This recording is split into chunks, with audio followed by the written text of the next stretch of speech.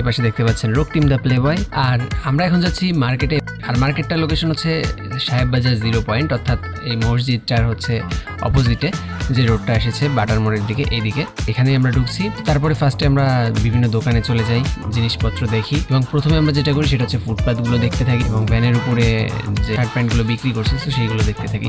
আর মোটামুটি কোয়ালিটিগুলো ভালোই ছিল।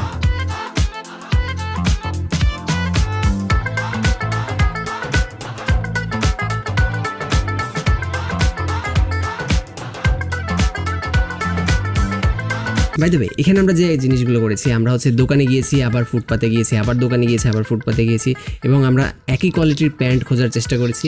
বাট এখানে যেটা হয়েছে আমাদের সাথে একটা ম্যাজিক হয়। সেটা কি?